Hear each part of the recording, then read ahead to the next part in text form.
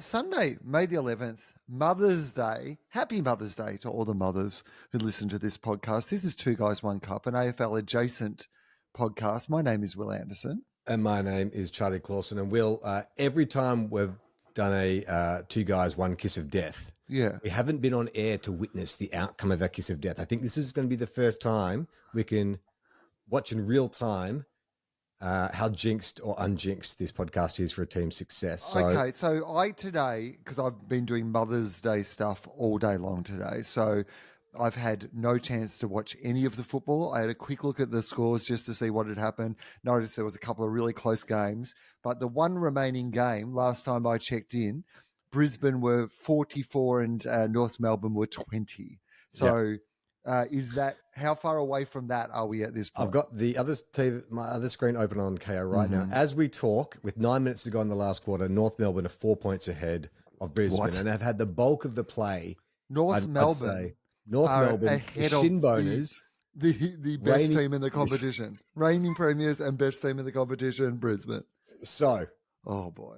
How long's to go? 8 minutes, 50 seconds to go. North being up by 4 points and had all the momentum in the last 30 minutes of this game. What are we kissing? Oh, the Lions are about to... No, holding the ball. Okay. Is this one of those Tasmanian games? Yes. It's Tasmania, right? That's right. Is it one of those ones where there's a huge breeze towards one end of the ground? Has there been a scoring in? Do you know? No, it doesn't look, not that I've heard the commentators mention or that I've noticed in play. It looks a bit greasy, but it's just it looks like a good old fashioned suburban game of footy. Well, I'm not going to rough and tough. I'm not going to do kiss of death based on any Schadenfreude or trying to double guess it. I'm going to do my honestly, who do I think will win this game? How long is there to go? There is 8 minutes to go. Brisbane. I think Brisbane will win. As you've said that, Brisbane have just been awarded a free kick 20 metres out directly in front to Bailey. Yep. Okay. So all right. All right, let's see how that goes. I'm going to kiss of death Brisbane as well because I agree. They're just too professional. North have had a lot of chances in the last half hour of play to win it. Larkey, very uncharacteristically, missed 3 shots on goal within his range. He kicked a goal to bring him back into it and then just couldn't put them in front. It felt very North Melbourne. More like malarkey. Am I right? Come on, guys. Yeah, okay. Yeah, Lincoln McCarthy just kicked that goal. Okay. All right, so moving on. Kiss of death. Does not work. What an interesting round of football, Will. It looks like this will go down to the wire. I just checked the scores because I was like, it felt like a good, close round of footy. Every result was within 20 points, apart from good. Melbourne and Hawthorn, which was 35 points. Yeah, and Melbourne and Hawthorn was tight for half of the game. Yeah. That's one of the ones that I did see some of. And the first half of that, Melbourne were not just in it, although it always felt like Hawthorn were the better team. Melbourne were either within a goal or a goal in front for most of the first half. I saw an interesting debate online where, because Max Gawn is in rare form at the moment. Just amazing, isn't it? Max Gawn isn't even in rare form. Max Gawn continues to be in the great form that he's been in for the last 8 years. Yeah, that's right. Max form is actually what we should call him because he's always in form. But there was a discussion online around, is he the greatest ruckman of all time? You know, he'd have to be up there. 8, is it 8 All Australians? A crazy number of All Australian Blazers. And then a few other people started chiming in, but one of the people who chimed in was Grant Thomas, who scoffed. Scoffed at Max Gawn. That's what he does. That's his natural position. And said that Simon Madden is the greatest ruckman of all time. And I was like, I guess if I was thinking to the greatest ruckman, I guess it's sort of generational, right? Because I never saw Polly Farm. I never saw Carl Ditterich, but Jim Steins, I would have thought would, be close to one of the greatest ruckmen of all time. Scotty Wind for a shorter period of time. Well, it depends what you're defining. What do you define greatest ruckman? Because there's greatest tap ruckman, so ruckman to advantage, Farmer, Paddy Ryder. Right. Those people who can just put the ball to the people around them and be effective? Or is there the Brodie Grundy, Tim English, around the ground style, getting a lot of kicks, but not necessarily Yeah. Like Dean Cox versus Nick Natanui, for example. Who is the greatest? Dean Cox had a longer career, right? And is regarded and a shorter name. Yeah. And a shorter dick, I'm guessing. But Shorter clocks. But Nick Natanui, like, was a more skilled ruckman, right? Like as in naturally, Yes. like naturally skilled. Yes. Yeah. I mean, it's funny. Like, How do you judge it? Lance Franklin could have been a ruckman. I mean, with his height. Like, if you're basing Adam it on Goods was for a while. Remember? That's right. Yeah, one of the greatest midfielders of all time. Won 2 Brownlows, like, and played as a ruckman for ages.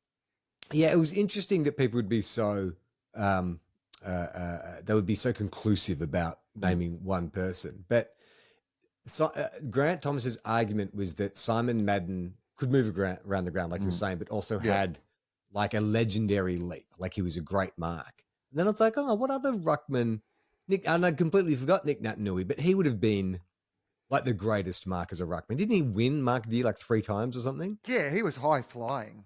Yeah, as a ruckman. Paddy Ryder, did he take speckies? I feel like he did. I feel like over the years there's been a few like Specky rucks ruckmen. who were like, because they were rucks because they could jump. Whereas now that body to body is more important, right? And that's when it comes down to Max. Like Max wouldn't necessarily be your guy that if you were going to go head to head, body on body, like he doesn't have the biggest frame. He has more of a midfielder's frame. The thing about Max, I think that why we like, because if you never had seen him play and you looked at his statistics, you'd be like, yeah, well, he's the greatest ruckman of all time. But there is still a part of him that doesn't look like he can play, even when he's the best player on the ground. And I mean this with all due respect, but just the way he drops the ball, the way his body works together, whatever, even just the way he like lopes around the field, it doesn't look like a graceful champion athlete, despite the fact that absolutely what he does delivers that every week. In the same way that Michael Tuck, and look, we only got to the tail end of Michael Tuck when we started watching footy. But Michael Tuck... We only saw the last third of his career, 20 years or so. Yeah, but he looked old and fragile. Yeah. Like, it was hard to believe that this was, at the time, the games record holder and one of the best midfielders of all time, because he looked like your elderly uncle. If he were a dog, you'd take him out the back and put him down. Like, he looked... The reason he wore sleeves is because he had no arms. It was just bone under there. It was like, he looked like what they would base like zombies on in a 28 Days Later style film. Like, not fast not moving, a fast one. Fast moving for a zombie, but not fast. Not for a professional footballer. I found it a heartening round of football because I feel like the competition is very, very close. Like, let's just check in on North and Brisbane as we're talking. Let's have a look. Yeah. North have just kicked a goal. Oh, no, hang on. They're showing. What are they showing me here? They're showing, for some reason, they're showing like a package. I don't know. I'll get back to the score in a second. Okay. Yeah, it was a good close round of football where you'd on the score that I have on afl.com.au. Yeah. North Melbourne Football Club 70. Oh, yep. Brisbane Lions all square. 70. Gotcha. All square. With the kiss of death. What happens? We've never tipped a draw before. What does that mean for us? They draw. Well, I mean, the kiss of death is that the team doesn't win, right? Okay. Rather than the fact that the team loses. Yeah. So I guess a draw. Is it a draw, a win, or a loss? It just depends. It's a win for North. It's a loss for Brisbane. Yeah, that's true. I guess that's true. But don't you think it was a heartening round of football if your team, like the Bulldogs and the Saints, both lost? Yes. But then, like, a bunch of good teams lost but this also, round. I thought that the Saints, like, I watched a bit of that Saints game. In fact, I saw more of the Saints game than I saw of the Bulldogs game. But I thought the Saints were pretty good for, like, some of it. And then just, like, not good enough. Yeah. And then the Bulldogs felt like they got jumped a bit at the start, but actually played pretty well towards the end. And like, it's hard to beat Gold Coast up there. So I thought that was a pretty, like, for Bevo's bottom boys, like if we were getting a bit too, everyone's like, oh, the Bulldogs are great. Everything's going great for the Bulldogs. This is your perfect Bevo's bottom boys loss in that we lost no sort of friends, but we lost, knocks them back a bit. And it's like, it's one of those great ones. Losing in Darwin to Gold Coast, it's almost not like losing. Yeah, that's right. Because it's one of those, it's like a round one loss. It's like it's out of the box. We were playing in fucking Darwin. It was like 80%. No one expects you to win it. Do we know, did Bailey Dale leave his hotel? Did that happen? Oh my God. Because put yourself into the mind of Bailey Dale. Yeah. Based on like the week that he's had, regardless of like whether like those threats were just hyperbole from Willie, because I'm sure there's like it feels like there's so much more going on that we don't know about in regard to all of this. So, but just in the realms of take Willie out of it and just say you've been threatened in this public way, saying I know some guys in Darwin. Like, would you go out in Darwin that night, or would you just go, you know what, just like what's the point? Just take a good book, like you know what I mean? Like stay in. Would you chance it? Yeah. I feel like because it was made so, if he'd sent it to me and it hadn't gone public, no, I probably wouldn't have gone out. But because it's now out in the open and people are looking for it, I'd feel safer, and so I'd probably be emboldened to at least go to 7-Eleven and get a sausage roll. Wouldn't you be emboldened? But don't you think there'd be people in Darwin who just think it'd be funny if they saw Bailey Dale to kind of pretend, yeah, right? You see a guy in a hoodie walking towards you with his hands in his pockets. You don't know what he's got in there. He just hands you some flowers. I just feel like if you're in Darwin and you're living the Darwin lifestyle, you know, you're starting drinking at 9 o'clock in the morning, all bets are off, and you see Bailey Dale, who's been in the news that week, you would not resist the opportunity to scare the shit out of him. So I reckon if you're Bailey Dale, I think you go the opposite way. I think, remember when they were quarantining people in COVID up in Darwin? And they had that like army barracks or whatever it was where everybody was getting locked down. If I were Bailey Dale, I would demand that the Bulldogs accommodate him at the quarantine lockdown bunker. I mean, could this be a misunderstanding? Like, without context, if you got a text from someone saying, hey, when you're in Darwin, don't leave your hotel. That could be either like advice on safety or, hey, you got a big game coming up. You just, want to stay focused. Maybe it was just like, hey, it's a great hotel. Yeah. Don't leave that hotel. You will not want to leave your hotel. You will not want to leave the hotel. It's got an infrared sauna. He's just doing hotel resident. Yeah, that's right. Don't go out and about, mate. Everything you need is actually in the hotel. Really? Oh, this has been for the hotel? Huge misunderstanding. Yeah. Just an update with 1 minute and 56 seconds to go. The Lions have scored 1 point, but we're at 70 metres from North Melbourne's goal. Okay. So this is very much an open contest. Will the plucky Kangaroos come and take it from the reigning premiers? Here we go. George Wardlaw has the ball and he's kicked it out. No, Larky's marked in the 50-metre arc. Okay. No, not Larky. Who's the guy with lots of leg tattoos, number 44? No, that's Zerha.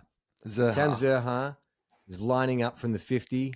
A minute 30 to go. Zerha will at least score to make it even again, He's right? had a very quiet year. He's kicked it out on the He hasn't had that. Oh, no. Has he? I was going to about to say. I know. It's just snuck in for a behind. Yes, so scores are level. But Brisbane now take possession. They're going to blast it out of fullback.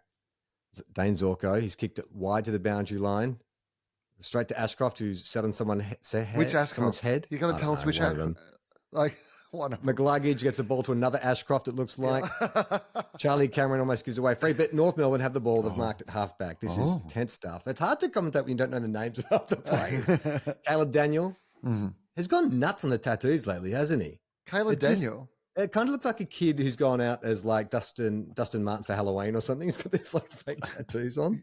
Do you reckon they're henna? Did he go to Blues Fest or something in Byron?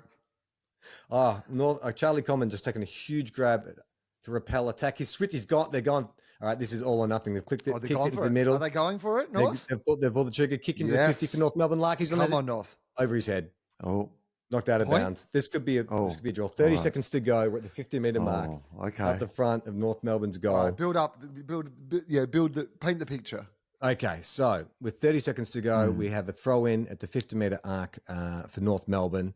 Like they've gone man on man, although it looks like Lions have got at least two behind the ball. LDU wins the stoppage, handballs into the 15-metre arc. Zerha takes it, tackles to the ground, could be in the back. Ball up. 19 seconds to go. Cool. 30 metres from the North Melbourne goal. All North need to do is score. 45-degree angle. They could run it through if they just train a handballs. Cherry loses the tap, gets out to Neil. North blasted out to the 50. Huge mark from Harris. He drops it. Caleb Daniel has a ball smothered. It now spills to half back. It's going towards the boundary line. George Wardlaw could blast it into 50. 3 seconds to go. They need a mark. They need a mark. It's Cherry, a no, tie. out in the full. The siren's gone. Oh, the siren's gone. It's a tie. draw.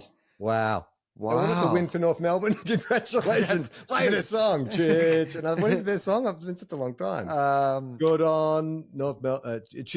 Join in the chorus. And sing it one and all. Join in the chorus. North Melbourne's on the ball. Good old North Melbourne. We're champions, you'll agree. North Melbourne. Come at least even against any opponents. That is both a loss for the premiers and a win for the bottom ranked team. That is, this is perfect glass half empty, glass half full game, because glass half full for the Lions, they lost it, but it's like, but if we're going to have a loss, it's a draw. So we lost 2 points, and it feels like a loss. We fucking, look at the tape on Monday, attack next week. But also playing in like Tasmania is like going to play Gold Coast in Darwin. Yeah. It's one of those ones where you're like, okay.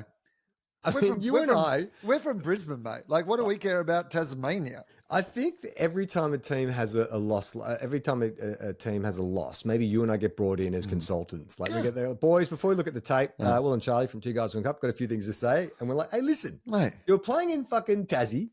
Yeah. It's like a VFL ground anyway. Mate. So it's like you had a fucking... You had a real crack. You had a real crack. Mate, this is a win. Footy. Yeah, this is a win. This is great.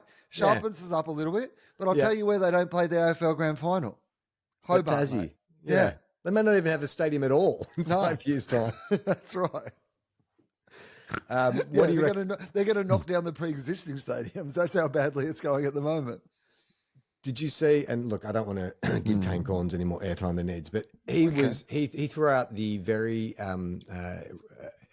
blue sky but grateful footy chat about what if Nick Daicos got offered like $3 million a year, would he leave Collingwood to go play for Tassie? What do you reckon? No.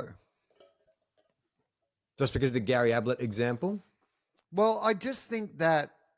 Big club. I think it was like really mixed to be a Ablett at Geelong in a way that it is not mixed to be a Daicos at Collingwood. I don't think that they are actually similar things. And I hear everybody talking about it as if he is Gary Jr., but Nick is a lot of things. He's not Gary Jr. Second, I guess maybe if they offered him and his brother like a lot of money, like I kind of can see that idea of like going, no, you're both going to get extraordinary deals. What if they offered them like, in the same way that like when Johnny Depp got like super rich off the Pirates of the Caribbean movies, he bought an island. Yeah. They say to the Daicoses, you can have the south part of Tasmania, the tip. Well, you know what the thing, you can just the tip. Just the tip. No, well, there is a bunch of islands off Tasmania.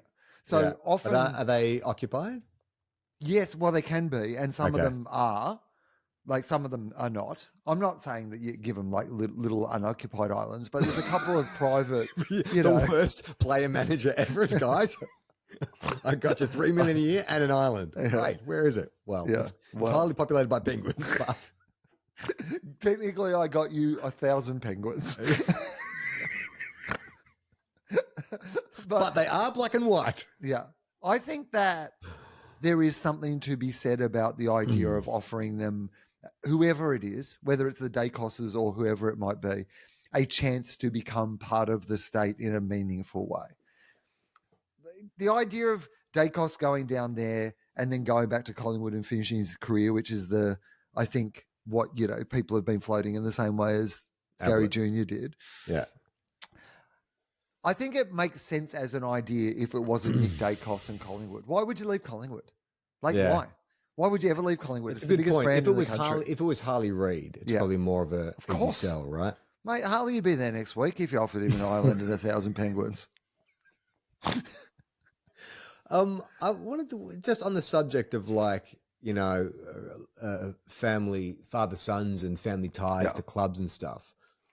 St Kilda, who are loaded up with cash, obviously all the talk is about TDK, but we've got more than enough money apparently we can keep Messiah Wanganeen-Malera, which we absolutely need to do. That's, I mean, you might as well shut down your club if you I can't do know. that. 'Cause, Like, he is such a good player. he's And so fucking- good, and he just gets better every week. Yeah, and they're moving him to the midfield now, which is like, oh, it's like you can do this as well. You're But amazing. I mean, even in that game the other night, I was like, he was injured for the majority of the game and He was still your best on player. ground. I know. So apparently, so we can pay him what he wants, TDK 1.7, and then we've still got like, I don't know, 800, 900,000 for another player. So the talk was Jack Silvani, because Jack Silvani's out of contract at the end of the year. And Steve is his Silvani dad recruiting at St at Kilda St now? Kilda and has brought over like Liam Stocker, Anthony Caminiti. Apparently he had a big falling out with Carlton when he left. Like you might have noticed, like he's not, he None he of either the turns up, reunions. yeah, or turn up to see his son with gritted teeth. Like they'll cut to him in the stands and he's just like, which seems so unsus like.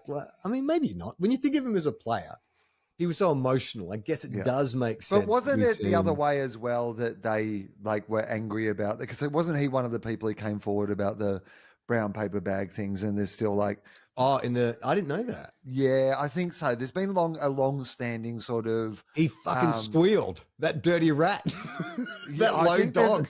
I think there's a few Oh my people at God. Carlton who believe that is the case. Are you telling me Sauce is a goddamn stool pigeon?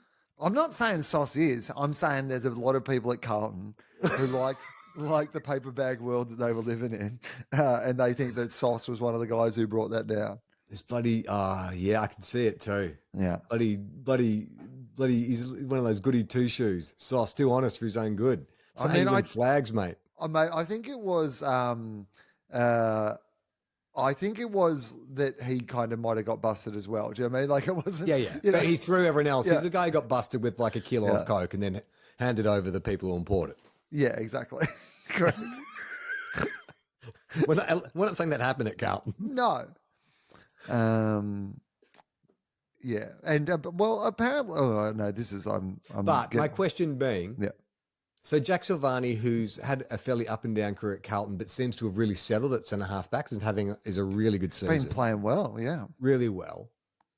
You can get more money and play under your dad, or stay at the club, which is a Silvani club. Like that's three generations have built that, even though your dad's had a falling out. Where, like, you either have awkward family get-togethers, or you turn your back on the club that kind of your grandfather, built your family's name, starting with your grandfather. Yeah, but your dad already has, so it's not like you're the first one to do that, right? So, like, I get if like Stephen had stayed loyal as well, and like it, and then finally it was this. But also, I think he's had a pretty tough time at Carlton. I think feel so. like he was their whipping boy for quite a while until I think Carlton fans are behind him now, and I think they all appreciate how well he's playing now, and I think they would think it would. So hang on. Well, let me see if I understand. Are you saying Jack Silvani was treated to what you might regard as temperamental and unreasonable reactions from one of the traditionally more stable fan groups in Aussie rules? See, this is what I mean. Like, I think maybe this is how you've got to approach this sort of pitch, which is you've had to live with this fan base for so long. Here is what the St Kilda fan base can offer you in contrast. Peace and quiet. I was going to say, you won't hear from any of It us. won't bother you at all. General embarrassment and apathy. No, what do you think that St Kilda fans could offer in the sense of, what would bring him to the club? yeah, that like if you feel like the Carlton fans have behaved badly towards you, what are the St Kilda fans offering? Honestly, don't bring me into the recruitment meeting, Sauce, because honestly, St Kilda fans take a long time to warm to ex-Carlton players. Oh yeah, okay. Because and especially Silvani, it took ages because Sauce came with Ross in his first go at the Saints, and it took a lot. There were some Saints fans who were like, "What's he up to?" I don't trust him. Okay, It's like Johnny Lawrence from the Cobra Kai has come over to Miyagi Dome or Miyagi, whatever. Miyagi, what do you call a karate school? Don Mojo. Yeah. Dojo. Mojo. Miyagi Mojo. So and then like Liam Stocker came across, and we like Liam Stocker, so I think we're warming to it. But if it had to be a benefit, I think it would just be Saints fans. We don't have high expectations. Yeah, mate. You're already exceeding. Even you coming, mate, that we'd be wrapped. Thanks for coming. All right. I've got the best answer for you, Will. The Could Have Been Champions had a parody song to the tune of Putting on the Ritz. It was playing at the Saints, and it goes like this. If you're a blue and you don't know where to go to, why don't you come down with the Saints? No, with your mates playing at the Saints. Yeah. Easy to get a game. Wet conditions. If you're tired of media complaints, come and join the Saints. We've got vacancies in key positions. Dun, dun, especially if you like the wet conditions. Bum, ba-dum, bum. I mean, if you're short of a yard and you don't want to have to try so hard, you'll have lots of mates playing for the Saints. Is that what we're doing now? Just singing Could Have Been Champion songs on the podcast? 3, 2, 1. Brereton is a hood.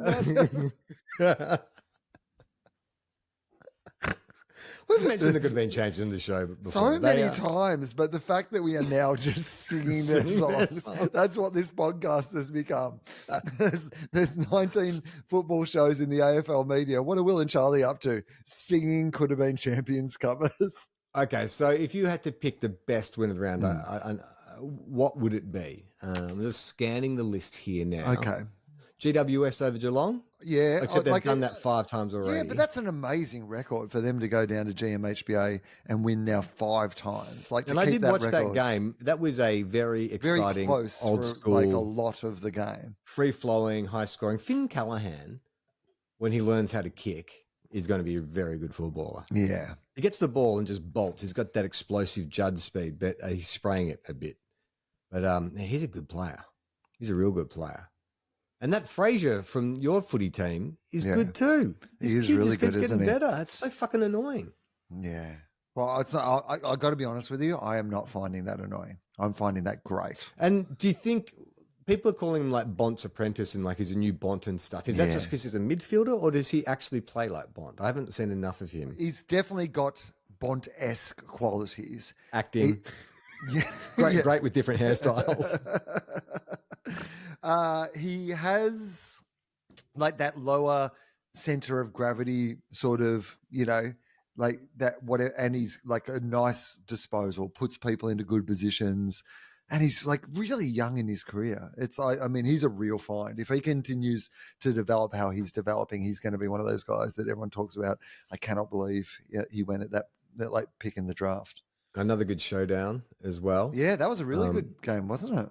That was probably match of the round, you'd say. I mean, it's a lot of matches of the round. Good games. Like we've had a draw, 4 points to the Giants over the Cats, 2 points Richmond over the West Coast, which is another good game as well. Richmond 3 wins. Like already in this season, Richmond has 3 wins at the start of the season. They had one less win than St Kilda. Everybody at the start of the season is like, oh, yeah, Richmond won't win a game. Worst team that's ever played in the history of the AFL. And they've won 3 games. I know. It's pretty amazing. Would you hazard a guess at the top 10? It's that time of the year where we're going to start doing this every episode, I reckon.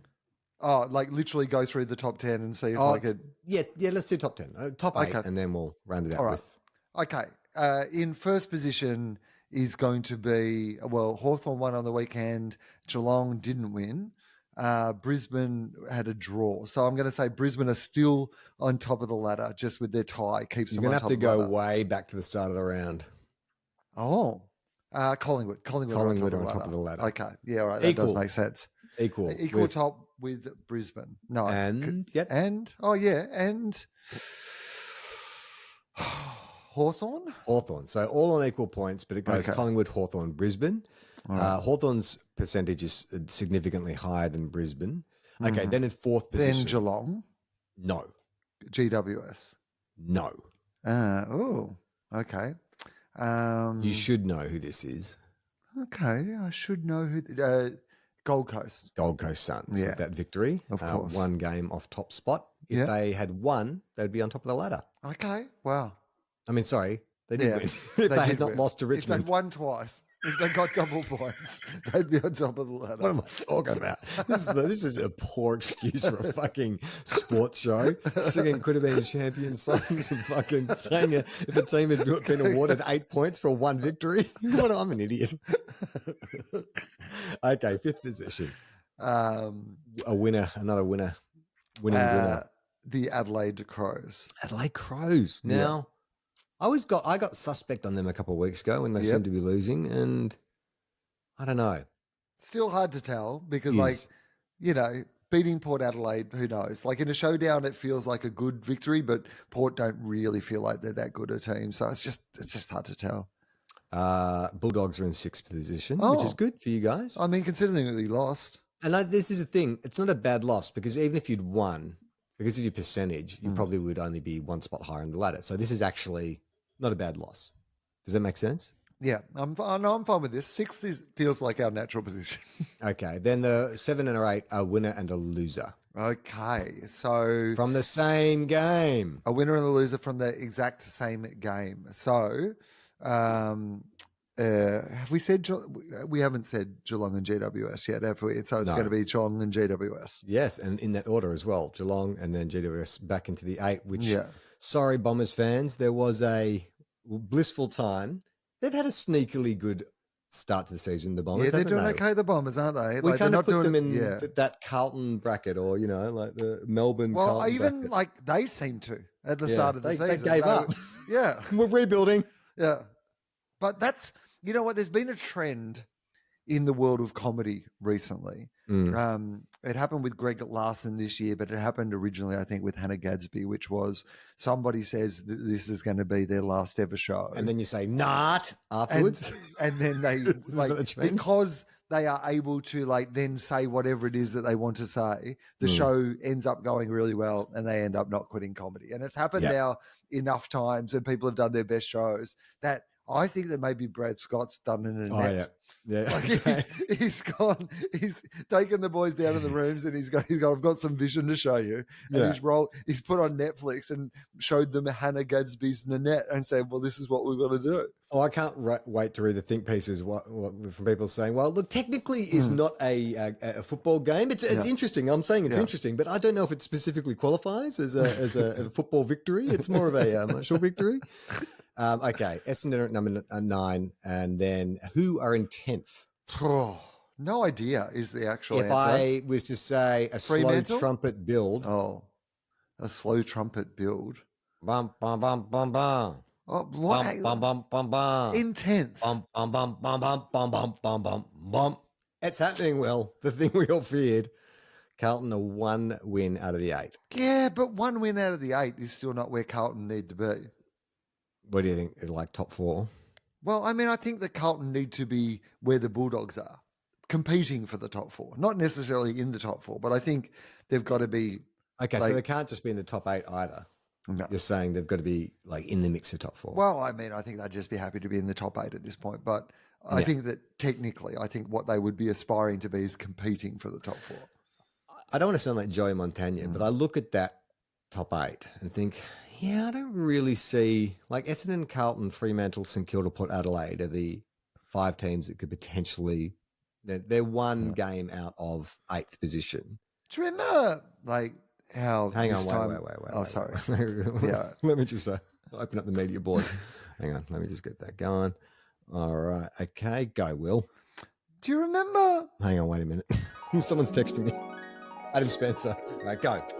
Do you remember this time last year? Yeah. When Sydney were the best team in the competition? Yeah. Do you remember where they were unbeatable, Sydney, that they were just on their way to a premiership this time last year? Yeah. Do you remember when John Longmire was one of the most successful coaches of the modern era? Do you remember when Dean Cox was a highly rated assistant and people were trying to poach him? That's right. He wouldn't go back to West Coast because he wanted the Sydney job so badly. Do you remember when the Sydney job was a good job to have? Do you remember when Chad Warner was definitely going to West Coast? Yeah, do you reckon Chad's a bit actually, I've had second thoughts again. I've had third thoughts. I've had some more thoughts. I give them a mulligan. Yeah. Their injury list and new coach. But it does make John Longmire look like a really good coach. Yeah, It's they're in a good grand for- final. It's really good for the John Longmire narrative. Mm. You know, so It's like breaking up with someone. yeah, and then, and like- everyone goes, "Oh, hang on, they were Yeah. the problem. Yeah, He wasn't exactly. the problem. They've overachieved under him." Exactly. Yeah. If you're a horse, do you just live on that legend, or do you go, "Hey, Tassie, come here"? I reckon he'd be great in Tassie.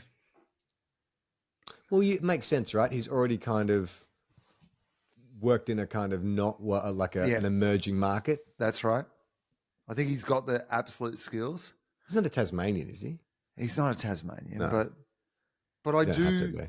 I just like his vibe. I reckon he'd get on board with it. I reckon he'd adopt Tasmania. I think he'd be a good vibe. He's got like a. He's got a dad quality. I reckon he's got that great sort of. He could appeal to the, people a bit off the grid in Tasmania, but you could also see him at an opening night or something at Mona. Right. Everyone Everyone in Tassie, is that what you're trying to say? Yeah, he's not going to be rubbing shoulders with the sophisticates and the cosmopolitan types in Tassie. Well, I'm just saying he could have a beer with David Walsh from Mona and he could have a beer with Booney. You know what I mean? I could see him there. I think he would be good, but what's going to happen? Like, if the AFL demanded like an arena, and it seems like there's a lot of opposition to it. Like, are they just going to push ahead regardless? Like, feels like they're all in, but no one's kind of made sure that this is going to work for all parties. I mean, it seems like it's an issue. Yes.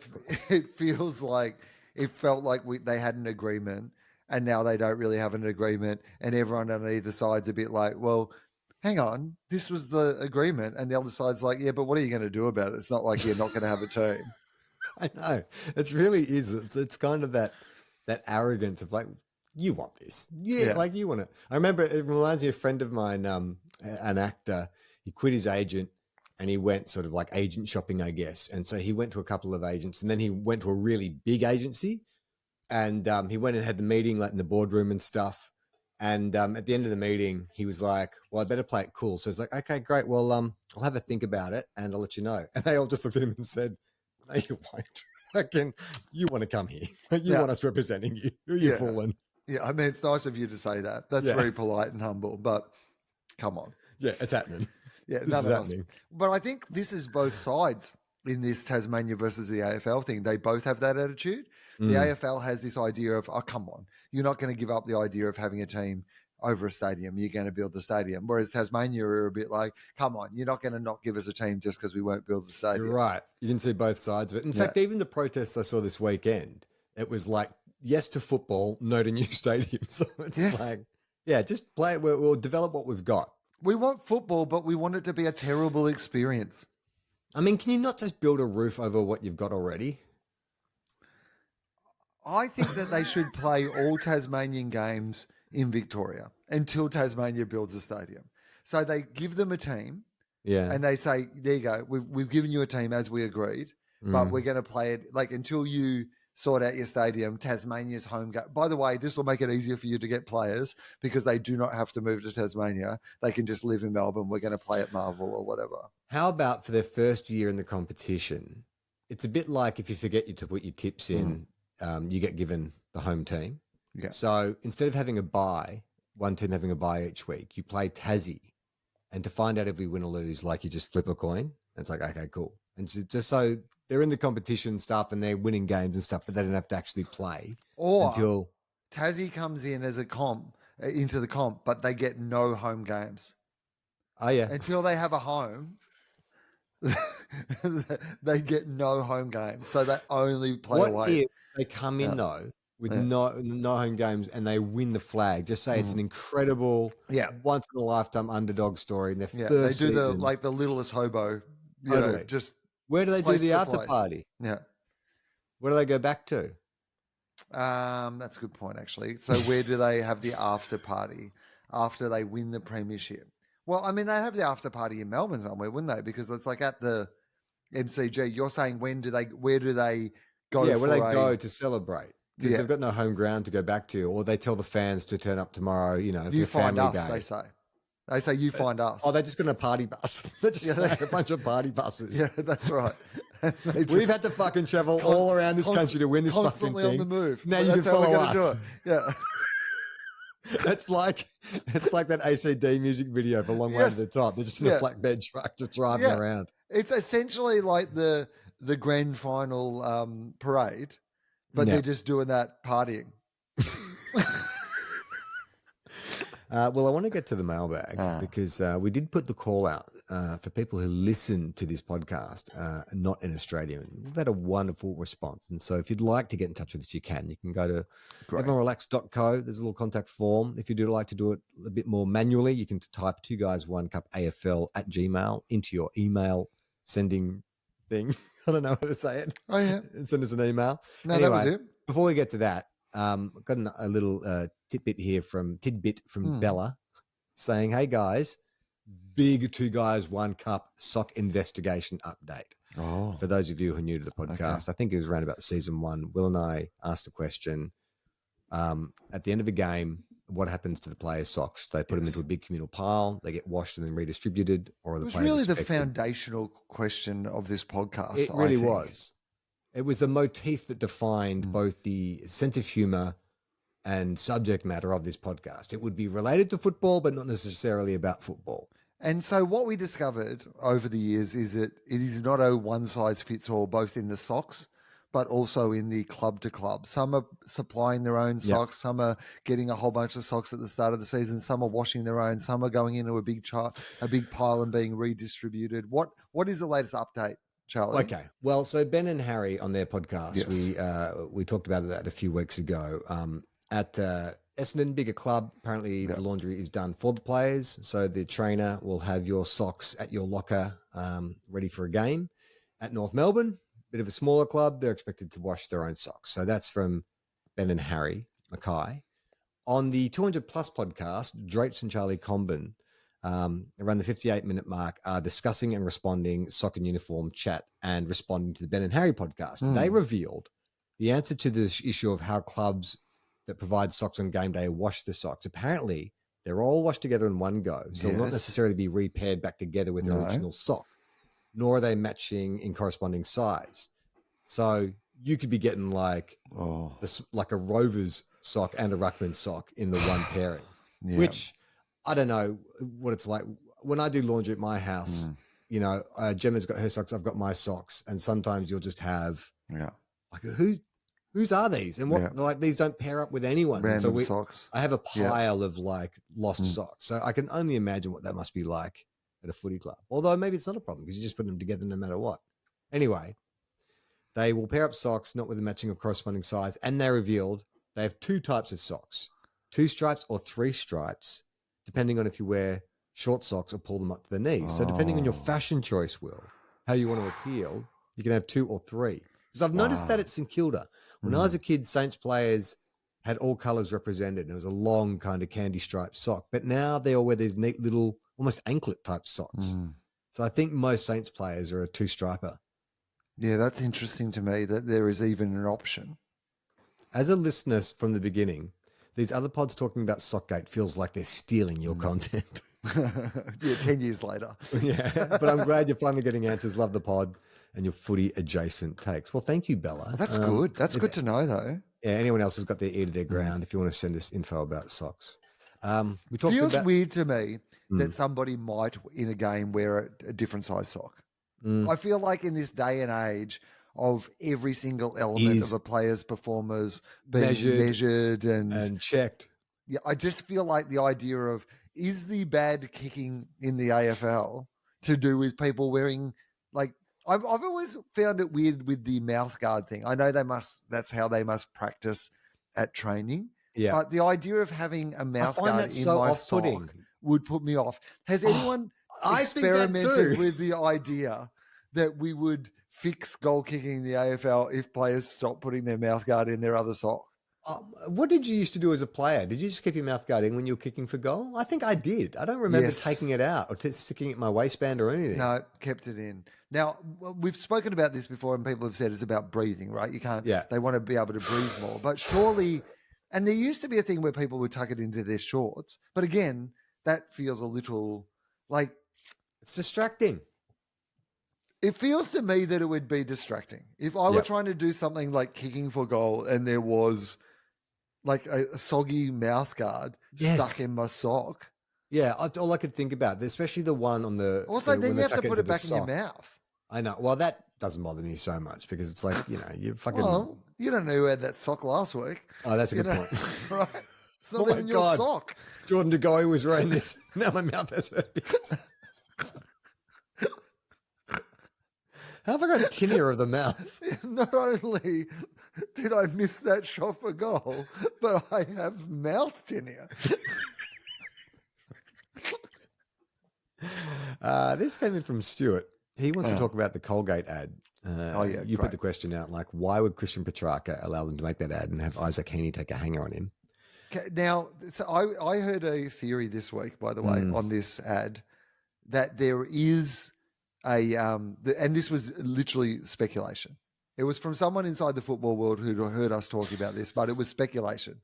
Yes. That there is a alternate copy. Oh, like director's cut. where Petrarca is like, taking the mark and he's underneath him.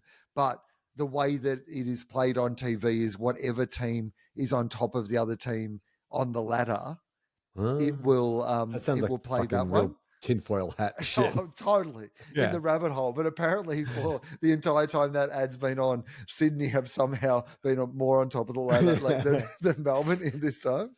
Oh, I wish I could talk about it. We actually had someone write in who worked on the ad and they wrote some stuff about it. And then a couple of days later said, actually, I feel bad about sending that. I didn't think there's anything bad in it, but they requested that I not that read you it out. didn't. But I'll tell you off air. I'll give you the okay. goss off air. There's actually no goss. There's really nothing to worry about. Okay, this is Stuart though. Can I ask this? Because this might be something you can still answer based on the correspondence you had without giving anything away. Is there only one version of the ad? Yeah, I don't recall. Yeah, Well, I don't know because he didn't say there. You didn't say there was two. Okay. Okay, like Will, I've spent a lot of time. This is from Stuart. Like Will, I've spent a lot of time thinking about the Colgate ad. As a D supporter, I can't believe that Petrarca agreed to be a doormat to Heaney. I feel like this is where it's gone wrong for Melbourne. And wonder whether he gets sledged by other players on the ground. I could just imagine someone like Bailey Smith wandering past when 6 goals up and saying something like, "Come on, track, smiling can boost your performance." I mean, you know what? If he said that, I'd be very surprised. I think it'd be a lot more expletives in there.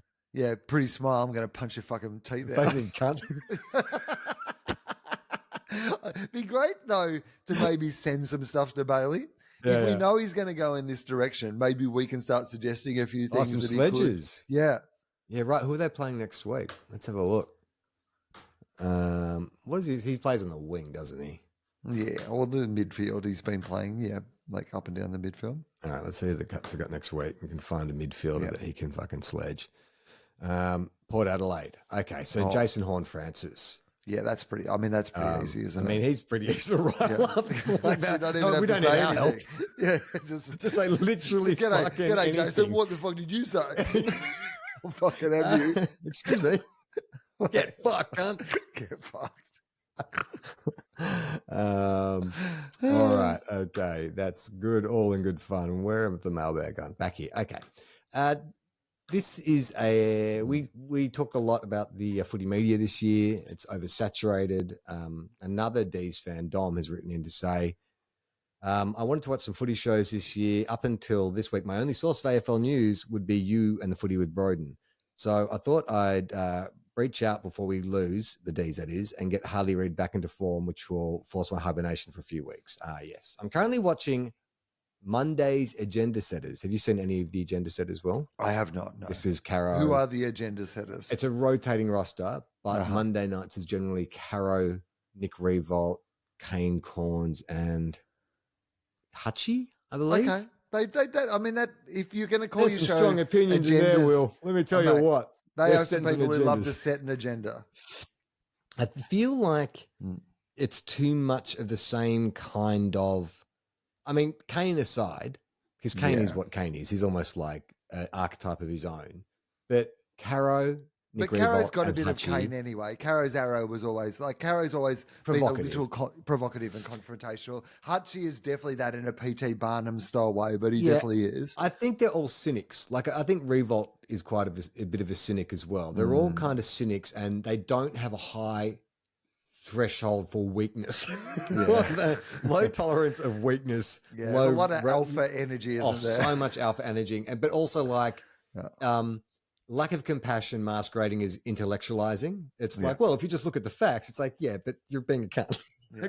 Sorry, that word has come out a lot in this episode. But I guess once it's out, yeah, you know what I mean? mean? Uncork it. Drink the whole bottle. If you hated it the first time, you probably switched off. So the people who stuck around are happy to hear it. Anyway, he was watching the agenda setters. I'm really kind of shocked about how volatile it is. I know it's common knowledge that Kano was a blowhard, but Hutchie, Caro, and Nick Revolt are just a weird mix. I had to turn the sound down because I feel like they just shout at each other and the audience. And when they don't, it's just Hutchie saying the word agenda as much as humanly possible. They also do a really lame kind of WWE backstage, you know, when the wrestler arrives and he's walking to, you know, the change room. No. It's like Kane will walk towards the camera, like backstage, like on the agenda setters, we've got the hot news coming, like blah, blah, blah, blah. It's like, you don't have to be this doesn't have to be a walk and talk, mate. This is not an Aaron Sorkin production. No, it really feels there is a sense of the American way of doing things that they are clearly trying to ape. And both Kano and Hutchie are huge fans of that American Stephen A. Smith style, you know, broadcasting. And there's a lot of that energy that just, it's like when the AFL players came to the AFLX in their casual clothes and you were like, this is not really the Riz of the NBA or the NFL. No, just because fucking Alex Rance is on a skateboard. Yeah, We're not buying this. It's a lot more double denim than you normally see in your average NBA playoffs. I can't remember how many weeks ago, but it was prior to the election and they dabbled in kind of vaguely political discussion where they're talking about Warren Treadray retweeting, well, Caro brought it up that he'd retweeted RFK Jr. or something like some anti-vax kind of thing. And she was saying, like, what's he doing, you know, retweeting an anti-vaxxer? And then Nick Revolt sort of got his back up. I was like, well, everyone's entitled to their opinion. It's like, oh, no. Like, we're not having that discussion, are we? Oh, well, that's good. Well, let's roll out Alex Pierce this week and see what Nick Revolt thinks of that. Dom continues, on a serious note, most footy fans I engage with feel the same way, that the AFL media coverage is so dense and over the top that it's overwhelming. Just have fun. It's a game. Yeah. It's a shame because there's some great media journals out there I didn't know about, particularly Kate McCarthy. Yeah, I didn't know much about Kate McCarthy, but I'm quite enjoying her work this year. Mate, she's so good, like both as an AFL commentator, but also just, I think, really funny, like good football opinions, really thinks about the game in a way that is like considered and old school. There's a conspiracy amongst Saints fans that she goes hard on us because she used to play for our AFLW team. She got delisted after 1 year, and the theory goes that she is so embittered, even though it was like she's well into kind of like the end of her career when we let her go. Like, it was not, I don't think it was a huge shock to anyone. Even I've heard her say, like, no, I was expecting to get delisted. Oh, no, I mean, I think she feels pretty good about how her life's turned out. Yeah, I mean, can you imagine, like, if that's all you had, just playing for St Kilda? Fucking hell. But because she said some critical things as well, like she was bagged us out big time after our first round one loss, and then when Ross gave that bake to Hugo Garcia, she did kind of an editorial, which I must admit I agreed with her, and then I had the counter argument, and then I agreed with the counter argument, and I was like, I don't know anything. Like, I was so easily swayed by both sides of that argument. I was like, you make a great point. And then everyone else said, you know what, you know, he's a grown man. He knew what he was doing. It wasn't too bad. The coaches, that's what coaches meant to do. I'm like, you know what, you make a great point. And then I didn't know where I said on the my position. It's almost as if they could both be good points. Yeah. While we're on the Saints, I feel like, and I haven't done this intentionally, but every week it feels like people are coming in with kind of either methods to help me cope with barracking for St Kilda or advice about maybe going for a new team. Paul wrote in to say, hey, Charlie, I've earned my 6-year chip listening to the two guys won cut pod. Thanks for all the great pods from both of you. My son is 13. He goes to a Catholic school and he's 100% into AFL, but mainly from the blinkered view of a Lions supporter. He was recently singing When the Saints Go Marching In around the house. So I asked him why. He responded that it's a house song at his school. And I thought, great, I can test his knowledge of St Kilda. Full disclosure, most of my knowledge of St Kilda comes directly from you detailing your own pain. Yeah. All right. I've never discussed this with my son and can't recall ever talking about St Kilda with him. So I said to him, since you're singing that song, you'll need to convert to supporting St Kilda. He immediately cried out, no, Dad, they'll never win a flag. They always get good for a bit, then they lose. That is verbatim what he said back to me. I guess the pain of St Kilda supporters is obvious enough even to a 13-year-old Lion supporter without it needing to be explained. Thanks once again, the pods. Yeah. That's just ingrained in what do they call it in comic books if it's part of the law? The law. Yeah. That's just everybody understands. It is funny though that like I chose this life. Like I can end it anytime I want. You don't have to end your life. Please don't end your life. No.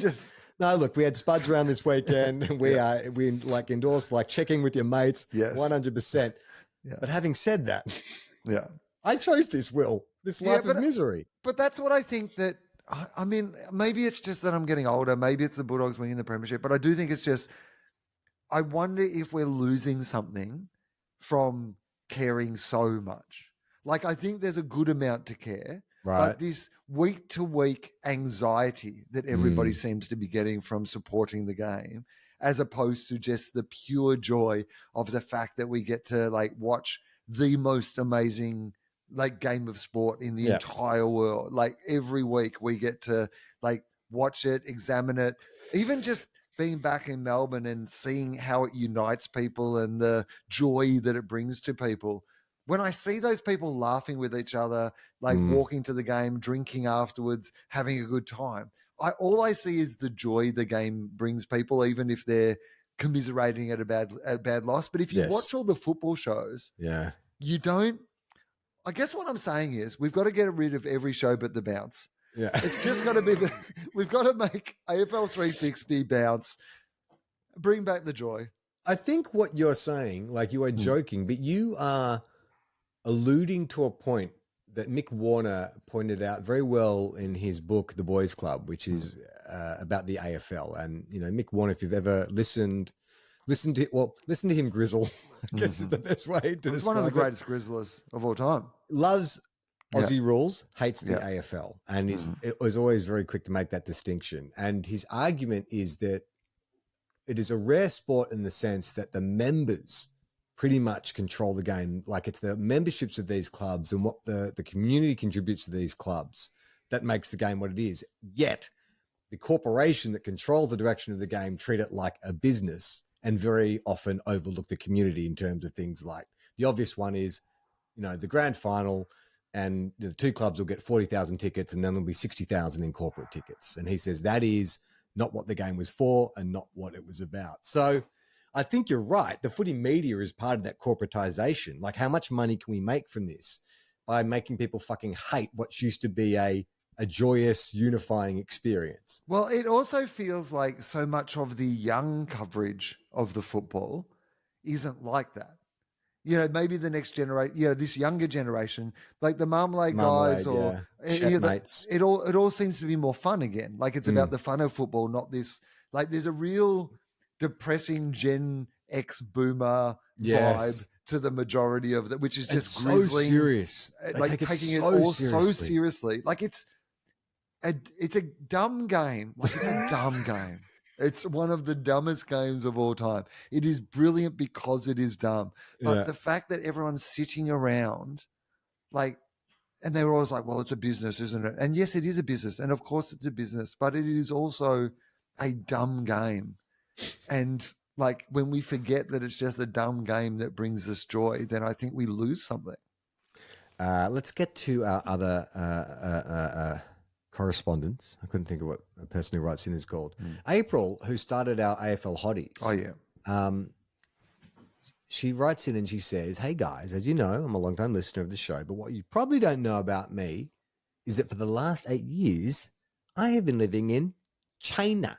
Oh. The first 5 were in Beijing. So there are a few Aussies to talk footy with. Yeah. We've spent the last 3 years up in the northeastern city of Changchun and are the only Aussies at our international school. The footy helps us stay connected with Australia, as does listening to Two Guys, One Cup. We don't get to see games live because we're usually only home at Christmas, but we watch most games every weekend because, well, there's not a lot else to do. We love your adjacent work. One person devastated the China experiment. I know. I was going to say, did you go to the Port Adelaide? I think Port Adelaide St Kilda was the last game where I believe 80% of the St Kilda team got food poisoning.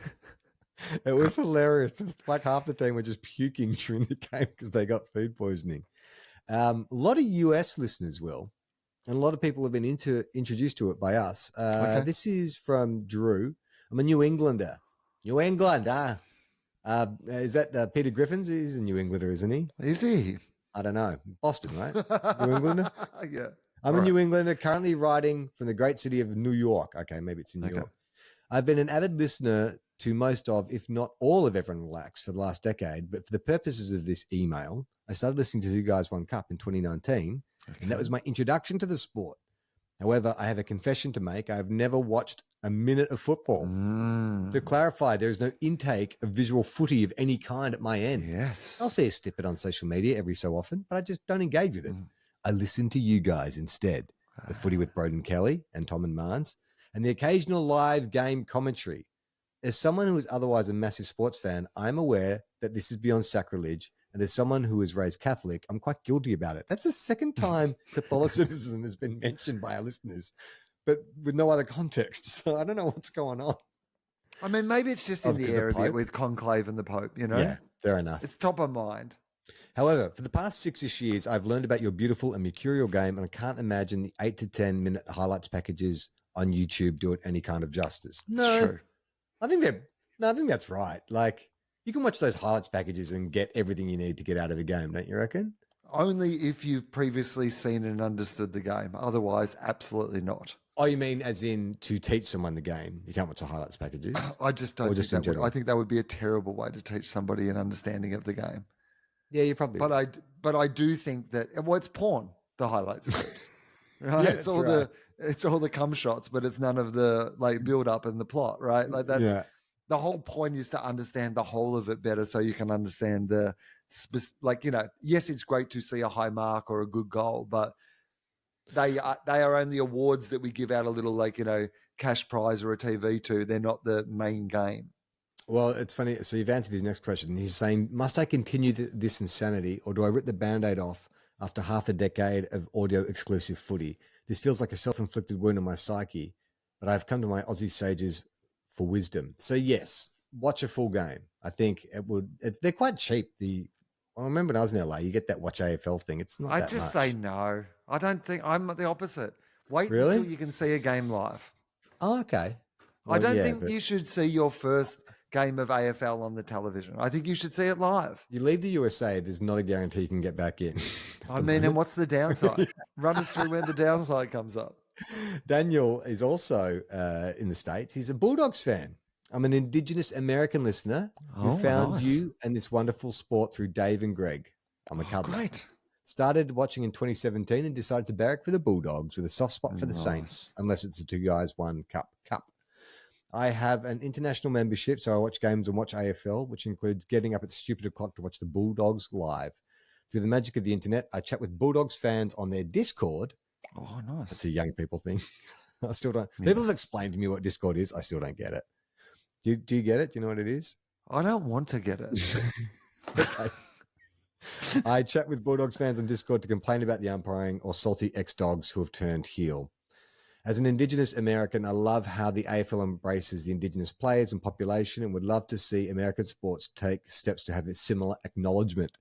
But with the current administration, they'll probably be deported or something if they did that. Anyway, thanks for being the best AFL adjacent podcast in the world and introducing us international fans to the sport. Play on, not 15, ball. You're welcome, Daniel. This is good, right? That you and I are now international ambassadors for the AFL adjacent entertainment. Well, I think that part of what we're hearing here is the AFL have, gone about it the wrong way in the past, which is they've tried to introduce the sport rather than get pre-existing shows like ours that had an audience of people who listened to the show who were from America or other places like that. And then us gradually saying, hey, if you like our other stuff, we also do this thing about football, and introducing people that way rather than to lead with a thing that you already like. And then I guess we're influencers, Charlie. I guess so. I feel like that's what we've done. Like, you've heard a lot of talk about the US having like soft power in places. Like they give money away, they give away something free. Is that like what the AFL has with us? Is like we're getting influence. It's not very overt. And we're not necessarily saying that's going to convert too many people to the AFL, but it's good to have that presence there. So the AFL, those fucking corporate scumbags who've ruined the game that we love, we'll take a hefty paycheck from you guys. We don't give a fuck. We are sellouts. Yeah. Well, we'd like to sell out. No one's ever offered. All right. That is Two Guys, One Cup this week. We'll be back again next week. The kiss of death, it kind of remains... It's an enigma valid now, isn't thing, it? isn't Now it? we don't. Yeah, I mean, it's not. Just It a hasn't draw. been disproved. No. Come at us. Come at us, kiss of death haters. Anyway, I don't know what I'm talking about anymore. That was Two Guys, One Cup. Play on, not 15. Bo. Little 40 loving dickheads, dreaming about a Premiership Cup. We love our clubs, but they never win. 2 flags in 100 years. That shit house. If you think we'll be insightful, clever, or just well researched, we're here to say that's not the case. We'll just go out and wing it. We are 2 guys, 1 cup.